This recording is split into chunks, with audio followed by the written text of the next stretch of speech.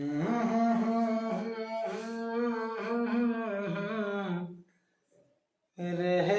गए दिल की अरमासुओं में, बह गए दिल की आंसुओं में, बह गए। हेलो स्टूडेंट्स, आज का क्लास है 10th क्लास के छात्र छात्राओं के लिए। चैप्टर का नाम है वास्तविक संख्याएं और उसका एक्सरसाइज नंबर है 1.3। आज के इस वीडियो में 1.3 पूरा खत्म है ना। एक वीडियो और 1.3 क्लियर। तो चलिए, पहला सवाल में साबित करना है, सिद्ध कीजिए कि √5 एक अपरिमेय संख्या है।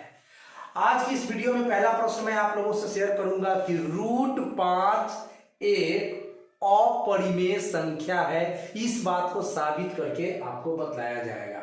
चलिए तो शुरू करते हैं। यदि संभव हो तो मान लिया कि √5 एक परिमेय संख्या है। लीजिए, प्रूफ करना है अपरिमेय संख्या, अब मान लिए उसको परिमेय संख्या। अब अपरिमेय संख्या को परिमेय संख्या हम मान लिए तो हम गलत निष्कर्ष पर पहुंचेंगे जरूर, इसी का इंतजार रहेगा। तो आइए देखते हैं, यदि हम √5 को परिमेय संख्या मानेंगे तो परिमेय संख्या तो वो संख्या होता है जिसको p/q के रूप में हम लिख सकते हैं, व्यक्त कर सकते हैं, जहां q 0 के बराबर नहीं होना चाहिए और p तथा q में कोई उभयनिष्ठ गुणनखंड भी नहीं होना चाहिए। तो चलिए, अब जरा हम वर्ग करने पर तो √5 का स्क्वायर कर दिए, इधर p/q का स्क्वायर कर दिए। स्क्वायर के कारण रूट खत्म हो गया तो ये 5 हो गया। इधर आपका p²/q²। अब 5 के बटा में कोई संख्या नहीं है तो आप अपना मर्जी से 1 लिख लीजिए।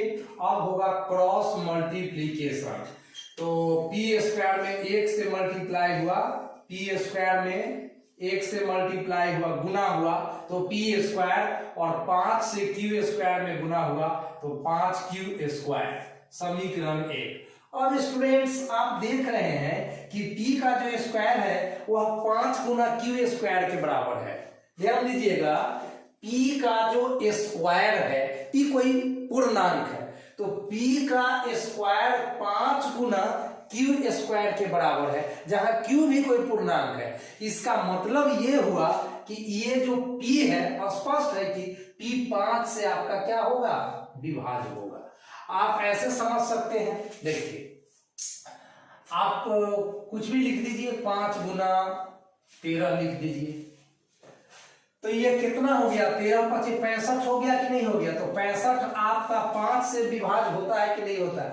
तो कभी भी आप q कोई पूर्णांक है, उसका स्क्वायर भी कोई पूर्णांक होगा, q कोई पूर्णांक है तो उसका स्क्वायर भी कोई पूर्णांक होगा। और उस पूर्णांक में आप 5 से गुना कर दीजिएगा तो आपको जो संख्या मिलेगा वो 5 से विभाज्य अवश्य होगा। जैसे यहाँ पर आप देखिए, 5 गुना 13 65, तो 65 13 से विभाज्य है। 5 गुना 20 तो 100 आपका 5 से विभाज्य है। तो आपका वही बात है कि p का जो स्क्वायर है वह 5 गुना q² के बराबर है। इससे स्पष्ट है कि p 5 से विभाज्य होगा, p 5 से विभाज्य होगा। p एक ऐसी संख्या है जो 5 से विभाज्य है। अब जब p 5 से विभाज्य है तो उसको हम लिख सकते हैं p = 5k, जहां k कोई पूर्णांक है। वर्ग करने पर तो p का स्क्वायर और 5k का स्क्वायर करेंगे तो 5k गुना 5k, 5k गुना 5k तो ये हो गया 25k²। तो ये मैंने लिखा यहाँ 25k²। अब p² का वैल्यू आप यहाँ देख सकते हैं कि p² का वैल्यू है 5q², तो p² का मान बैठा दिए 5q², इधर लिख दिए समीकरण 1 से। अब 5 से आपका 25 कट जाएगा 5 बार में तो q² बराबर 5k² आ गया। अब लीजिए q² आया 5k², तो अब इससे स्पष्ट है कि q भी 5 से विभाज्य है। अब लीजिए p भी 5 से विभाज्य है, q भी 5 से विभाज्य है। इसका मतलब है कि P और Q का उभयनिष्ठ गुणनखंड क्या हो गया 5, जो हमारी मान्यता के विपरीत है, क्योंकि हमने माना था कि PQ में एक भी उभयनिष्ठ गुणनखंड नहीं होना चाहिए, कोई उभयनिष्ठ गुणनखंड नहीं होना चाहिए, ऐसा मानकर हम लोग चले थे कि कोई उभयनिष्ठ गुणनखंड नहीं है, जबकि यहाँ हमारा निष्कर्ष क्या निकला कि P तथा Q में उभयनिष्ठ गुणनखंड है 5 5 5। अब तो गड़बड़ है भैया, P तथा Q उभयनिष्ठ गुणनखंड 5 हो गया, जो हमारी मान्यता के विपरीत है, अतः √5 को परिमेय संख्या मानना ही गलत था, अतः √5 एक अपरिमेय संख्या है। ये हो गया आपका पहला क्वेश्चन प्रूव्ड।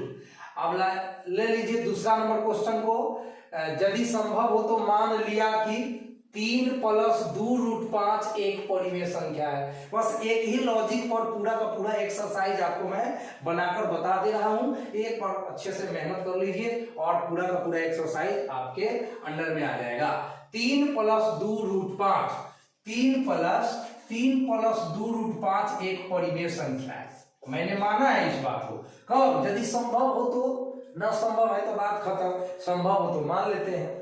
तो 3 + 2 √5 को परिमेय संख्या माने हैं तो ये P/Q के रूप में होगा, क्योंकि परिमेय संख्या तो P/Q के रूप में होता है, जहां Q 0 के बराबर नहीं होता है और HCF PQ का कितना होता है 1।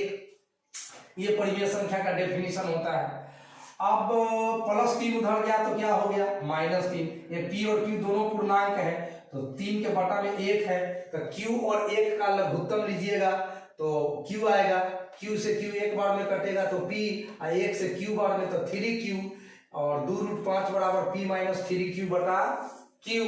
ये 2 गुना कर रहा है बराबर के पहले √5 में, तो ये संख्या गुना में है तो बराबर के बाद भागा में आ गया, तो Q है तो 2Q हो गया।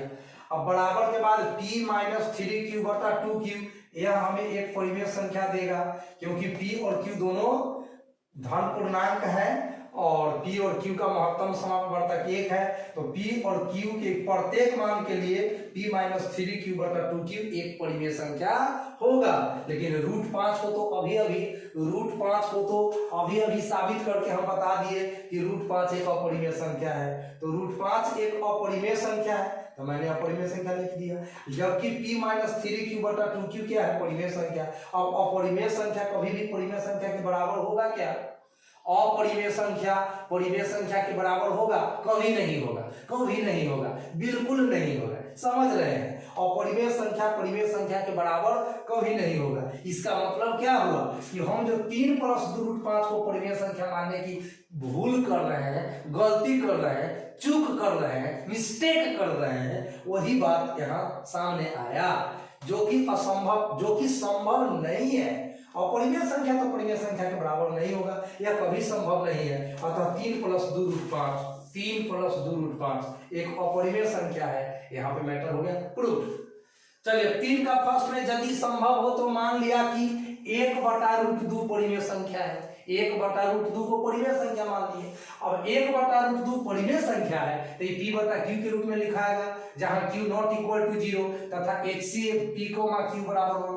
जब परिमेय संख्या होगा तो इसका डेफिनेशन है कि Q 0 नहीं होगा और P तथा Q का अगर हम महत्तम समापवर्तक निकाले तो 1 होना चाहिए। अब उल्टा करने पर, दोनों पक्षों का उल्टा करने पर, मैथ का प्रक्रिया है कि अगर उल्टा करेंगे तो दोनों पक्षों में, तो 1/√2 हो गया √2 बटा 1, बटा में तो एक ऐसा भी नहीं लिखते हैं। अब P/Q को उल्टा करेंगे तो Q/P।